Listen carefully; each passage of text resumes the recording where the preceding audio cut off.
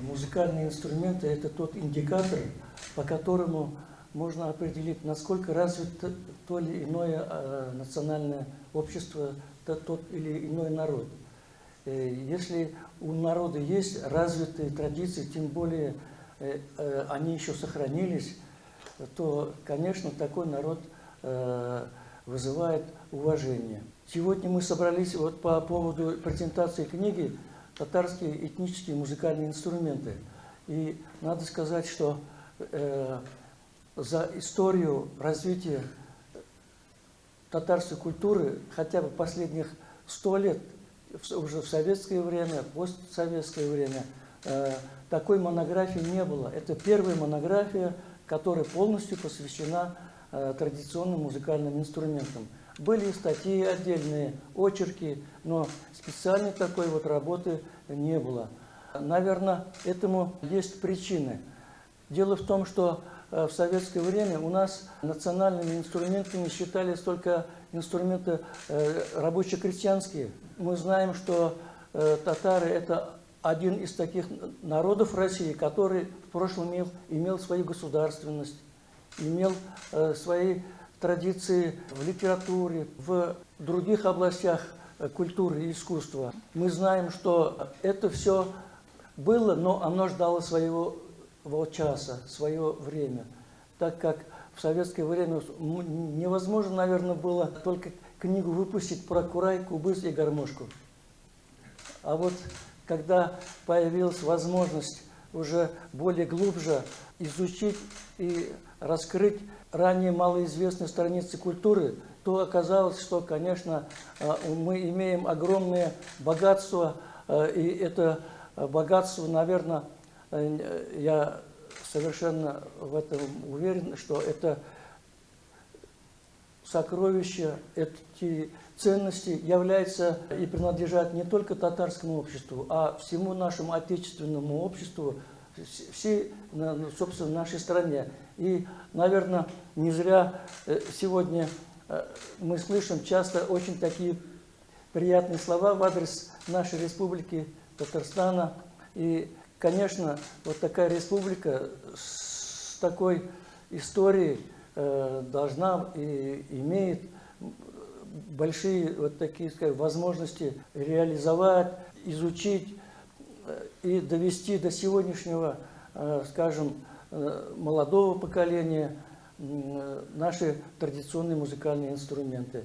И я сказал ведь уже, что раньше были статьи, очерки, но без них этой книги тоже бы не было. Потому что предшественники тоже очень много сделали для того, чтобы этнические музыкальные инструменты татар стали достоянием науки и практики. Наверное, начну с того, что первые бытописатели, наши российские исследователи, этнографы, очень много тоже внесли вклад в изучение традиционных ценностей вот, музыкальных.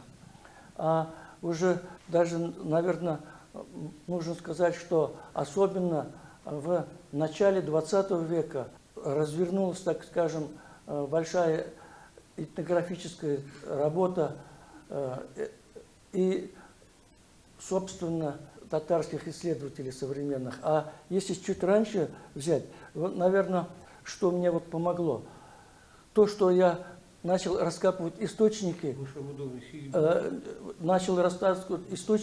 которые написаны были еще арабской графикой на татарском языке. Эти источники, например, одну из них скажу, что это Тажиддин Ялчыгул, известный исследователь, богослов, автор богословских сочинений. И он в свое время написал трактат о музыке. Но сохранилось лишь только несколько листочков. И там были схемы музыкальных инструментов. И к ним были написаны комментарии. И у нас в нашем университете, который в нашем университете пользуется ну, большим почетом, уважением, и память о нем до сих пор сохраняется. Это Альберт Фатхи. Он был руководителем отдела рукописей и редких книг Казанского университета. И он в Сармановском районе нашел среди рукописей вот часть этого трактата. И там рисунки, тамбур, там думбра, и такие инструменты, как, например, канун. Правда, он написал там «гусля бит-турки» или там «думбра бит-турки» и другие инструменты многострунные. То есть вот это вот говорит о том, что в позднее Средневековье это конец 18-го, начало 19 века. И дальше была возможность уже, опираясь на это, и глубже дальше изучать. Как-то я поехал в Ташкент, и меня в Национальной библиотеке Ташкента, видимо, определил меня каким-то чутьем. Вы, говорите, не из Казани? Я говорю, да, из Казани. Вот, говорит, у меня есть такая книга, где описывается Казанское ханство, и что в Казанском ханстве у хана Мухаммеда Имина были вот такие, скажем, ну, эпизоды, связанные с музыкой. Например, то, что в Казанском ханстве были традиции не только поэтические, но и музыкально-поэтические. И такой был известный музыкант в Средней Азии, Дервиш Шади. Дервиш Шади Хабаши. Почему Хабаши? Потому что он был эфиопского происхождения. Хабаш на востоке – это Эфиоп. И о том, что он играл и пел, и жанры такие, там нахш, сарт, так назывались эти жанры, и он играл на тамбуре. Вот я тоже с собой принес этот инструмент, я сейчас вам покажу, как он звучит, но прежде всего все-таки поясню чуть-чуть. Все-таки музыка в ханском дворе – это была элитарная музыка. Кто ходил за сахой, не играл на таких инструментах. Это совершенно так же, как и, например, в русской музыке была элитарная все-таки музыка, это симфоническая музыка, это западноевропейские музыканты приезжали в Россию, и наоборот, наши российские музыканты могли выступать там, скажем, в Германии, Франции, в Италии. Ну, то есть были такие культурные связи. А в татарской культуре в Средневековье были традиции тоже общевосточные.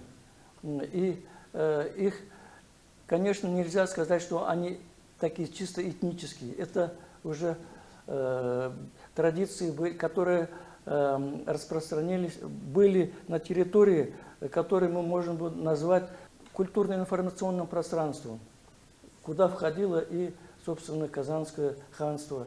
И тем более мы ведь знаем, что казанские ханы были в родстве с крымскими ханами. Это ведь не только политика, но еще и культура и искусство.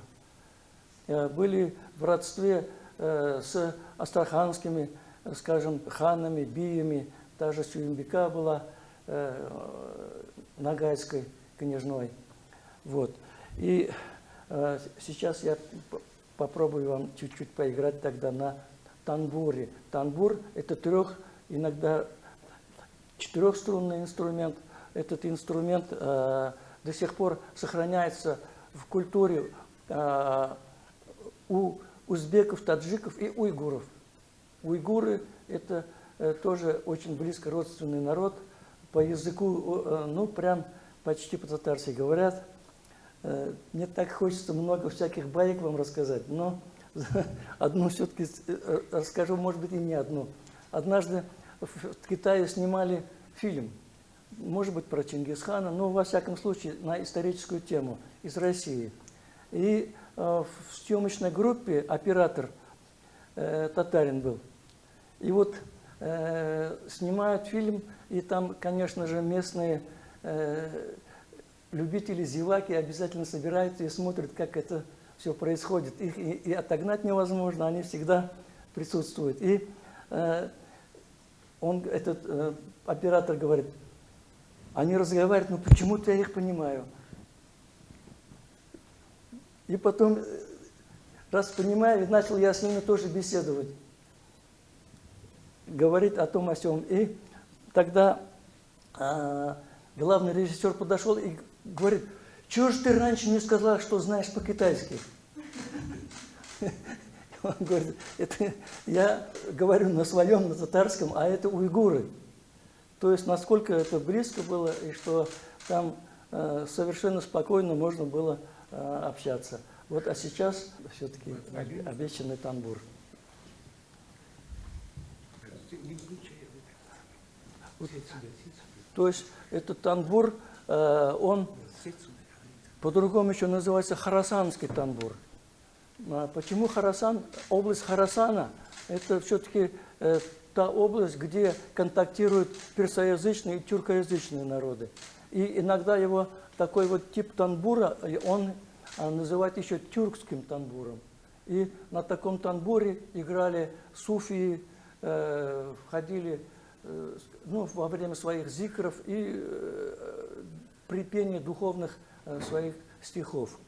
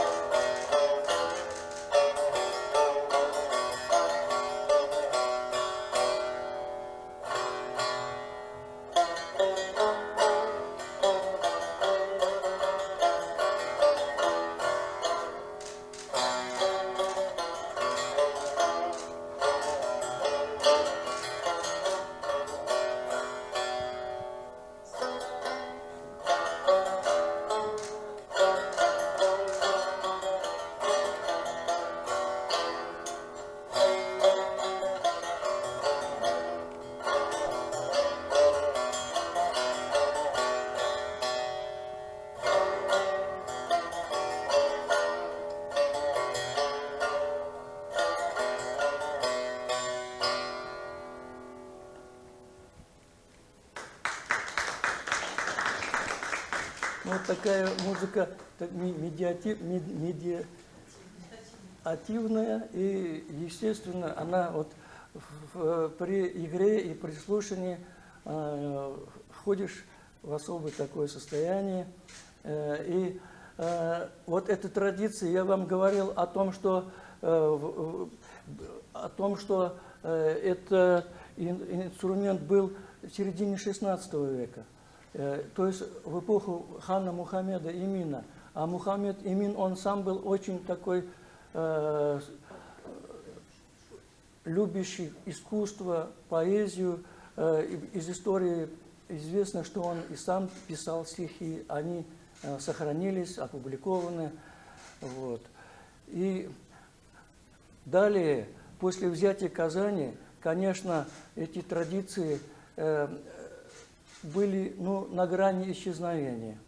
Почему? Потому что элитарная культура, она ушла, а народная культура как была, она так и осталась, никуда не делась. Потому что народ в тех же условиях продолжал жить, платить те же налоги. Конечно, там сложности были, но в основном сложности вполне их можно было вынести. А вот элитарная часть культуры, там получилось так, что казанские феодалы, они присягнули Ивану IV и дальше продолжали служить, тоже сохраняя свои привилегии. Как были князьями, так и остались князьями. Просто вектор культуры изменился. Вот, но, собственно говоря, вот та элитарная культура, она полностью не исчезла. Как татары ездили в Бухару учиться, так и продолжали туда ездить, получать образование, приезжали. И, конечно, в то время было очень развито суфийское движение, и суфии, дервиши в Казани и вокруг было достаточно много. Даже вот пример. У нас есть дербышки. Почему там дербышки? Да потому что там обитель суфиев была. Дервиши там жили. Вот отсюда пошло понятие дербышки. Один из известных шейхов, ишанов, был Джафар Ишан. Джафар Ишан ас-Сафари. Он прославился тем, что он очень хорошо играл на танбуре. И его мюриды, его последователи, ученики тоже играли на этих старинных инструментах, и о них тоже остались хорошие воспоминания. Например, даже о них пишет Шахабуддин Марджани. Если вы посмотрите его книгу, почитайте «Мустафа дель-Ахбар фи ахвали Казан ва Булгар». Известная работа, опубликованная, доступная. И вот он как раз пишет о Джафаре Ишане, который умер в 1831 году. Получается, он в 18 веке, где-то в середине, наверное, родился, и умер в 1831 году. О нем же пишет и Реза-ад-Дин Фахриддин, тоже пишет о нем. И там о нем тоже там есть интересная байка. Однажды Джафар Ишан со своими мюридами собрался в хадж. Они вот доехали до Черного моря, купили билеты, погрузились, и через Турцию уже нужно было дальше идти, ехать до хаджа. И в Черном море поднялся такой сильнейший шторм, и этот корабль начал раскачиваться, и уже вот-вот утонет. И все начали молиться, просить Господа Бога простить все грехи. Джафар Ишан сказал своим мюридам: расчехлите свои инструменты, давайте будем играть. И вот на таких инструментах они начали играть. Те, кто были на корабле, подходили и спрашивали: вы же мусульмане, как же вы так можете? Нужно молиться и просить прощения Господа, просить, чтобы Он спас нас. Тогда Джафар Ишан им ответил: молиться надо было раньше. А что вы вспомнили? А сейчас, в последние минуты, мы хотим с настроением таким играть на инструментах. Что мы смогли сделать, уже сделали.